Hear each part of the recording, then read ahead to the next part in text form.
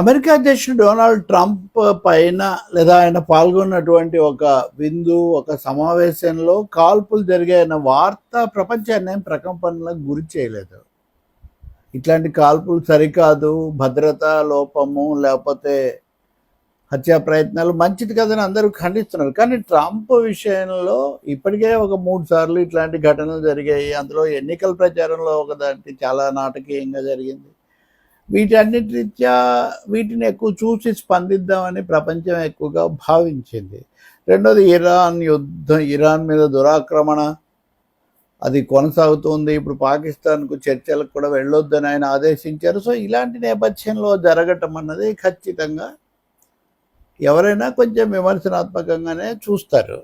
ఈ సందర్భంలో అక్కడ పట్టుబడిన తర్వాత సాయంత్రానికి పైన పట్టుబడ్డాడని చెప్తున్నారు.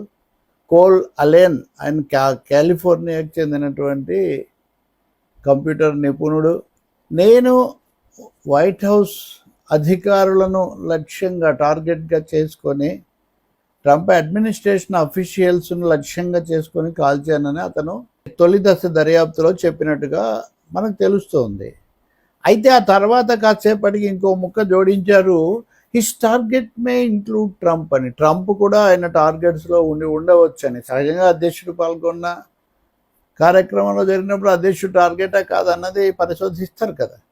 కానీ అమెరికా రాజకీయాల్లో, అమెరికా సమాజంలో ఈ కాల్పులు, హత్యా ప్రయత్నాలు, హత్యలు, అనేక మంది అధ్యక్షులు గతంలో హత్యలకు గురి కావడం ఇవన్నీ చూసినప్పుడు ఇలాంటి ఘటనలకు వాళ్ళు గతంలో చాలాసార్లు చూసి ఉండటం ఒకటైతే, రెండోది ట్రంప్ ఆయన పద్ధతులు వీటన్నిటి రీత్యా కూడా దీని మీద మరింత ఆసక్తి, ఏం జరిగి ఉండొచ్చు అనే ఉత్కంఠ కూడా పెరుగుతాయి.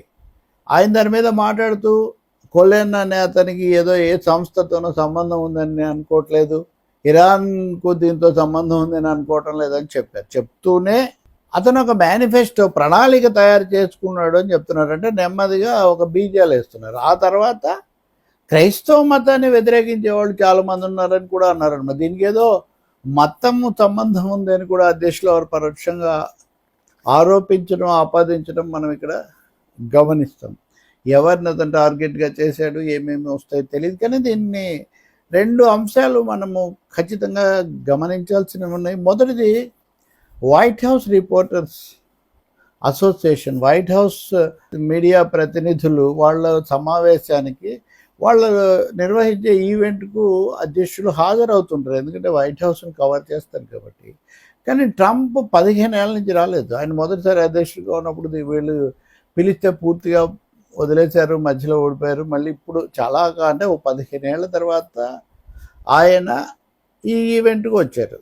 వచ్చిన సమయంలో ఇది జరగడం, అది డిన్నర్లో, అది చాలా షాకింగ్. అంటే మీడియా సందర్భంలో జరగడం. ట్రంప్ మీడియా మీద చాలా వ్యాఖ్యలు చేస్తూ ఉంటారు, మీడియాతో శత్రుపూరిత సంబంధాలు అంటారు. ఆయన దాదాపు తన సొంత మీడియా, సొంత ప్లాట్ఫామ్ ఇవన్నీ కూడా పెట్టుకున్నారు కదా.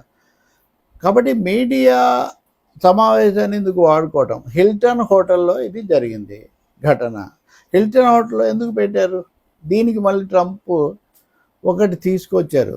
వైట్ హౌస్లో చాలా భారీ భయంకరమైన ఖర్చుతో ఒక బాల్ రూమ్ కట్టాలి అని ఆయన ప్రతిపాదించారు. దాన్ని అమెరికా సుప్రీంకోర్టులో సవాల్ చేస్తే దాన్ని నిలిపేసింది కోర్టు. ఇంత డబ్బు తగలేసి బాల్ రూమ్ కట్టడం ఏంటి? వైట్ హౌస్ అంటే దానికి సంబంధించిన భద్రత అంతా ఉండాలి. దాని ప్రకారం మీరు భద్రత పెట్టడం అంటే లోపల ఏం జరుగుతుందో తెలియదు. కాబట్టి భద్రత పేరుతో బాల్ రూమ్కు కూడా మీరు అంత నిగూఢ రహస్యంగా చేస్తే ఎట్లా అని ఒక జడ్జి దాన్ని ఆపేశారు. ఇప్పుడు ట్రంప్ ఏమంటారు, దాన్ని కట్టి ఉంటే, దాన్ని పూర్తి చేసి ఉంటే ఈ సమస్య వచ్చేది కాదు. కోర్టు ఆపేసిందని ఒక విధంగా పరోక్షంగా కోర్టు మీద దుగ్ధారు. చాలాసార్లు గతంలో కూడా ఆయన సుప్రీంకోర్టు మీద కూడా వ్యాఖ్యలు చేశారు కదా. దాన్ని కోర్టు ఆపింది కాబట్టి ఇప్పుడు హోటల్లో పెట్టాల్సి వచ్చింది. హోటల్లో పెట్టాం కాబట్టి ఇలా జరిగింది అని ఆయన సూత్రీకరిస్తున్నారు, సిద్ధాంతం అని చెప్తున్నారు. మనకి ఇదంతా చూసాక చాలా హాలీవుడ్ సినిమాలు, వాటిని అనుకరించి తెలుగులో వచ్చిన సినిమాలు కూడా గుర్తొస్తాయి. అంటే హంతకుడు లేదా దాడి చేయదలుచుకున్నవాడు ముందే ఆగంతకుడు అంటాం మనం. ఆగంతకుడు ముందు రోజే వెళ్ళి హోటల్లో ఉండి కొన్ని భద్రతాన్ని పర్యవేక్షణలు తప్పించుకొని, ఎలా తప్పించుకుంటాడు? అమెరికా అధ్యక్షుడు దుర్భేద్యమైన భద్రత ఇవన్నీ చెప్తారు కదా. ఎలా జరిగింది ఇది? 24 గంటల తను ముందు నుంచి అందులో ఎలా ఉన్నాడు, ఇందులో ఎలా జాయిన్ కాగలిగాడు, ఇవన్నీ ప్రశ్నలు కదా. ఖచ్చితంగా ఈ సినిమాల్లో కూడా వీటికి మనకు కొన్ని క్లూస్ దొరుకుతాయి. అంటే జడ్జి లేదా కోర్టులో ఎదురైన అవరోధాన్ని దీనికి కారణంగా ట్రంప్ చెప్పడం అన్నది మనం తప్పకుండా గమనించాల్సి ఉంటుంది. మతాన్ని ఇక్కడ కారణంగా మతం మీద కోపంతో చేశారు అని అంటే దేశం మీదే కాదు, ఇక్కడ దేశం మీద అంటే అమెరికా ఒకటే అవుతుంది, అమెరికన్లను ఆగ్రహం తెప్పించవచ్చు. కానీ మతాన్నే మరి హత్యా ప్రయత్నాలు వీటి గురించి ఎందుకు మీ మీదే జరుగుతున్నాయని ఫ్యాక్ట్స్ విలేకరు అడిగారు. ఫ్యాక్ట్స్కి ఎక్కువగా ఇస్తుంటాడు ఫాక్స్ వార్తా సంస్థకు ఆయన.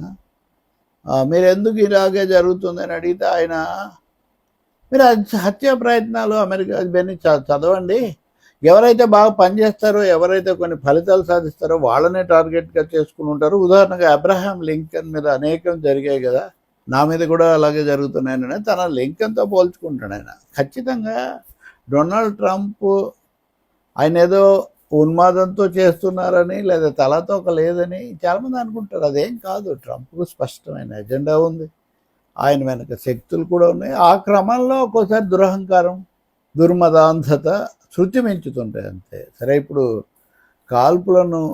కాల్పుల ఘటనను ఖండించడం ఒకటైతే దీని వెనక ఏ శక్తులు ఏ యుక్తులు కుయుక్తులు ఉన్నాయి అన్నది మనకు త్వరలోనే బయటకు వస్తుంది. రెండోది, మీడియా వాళ్ళందరూ అక్కడే ఉన్నారు కాబట్టి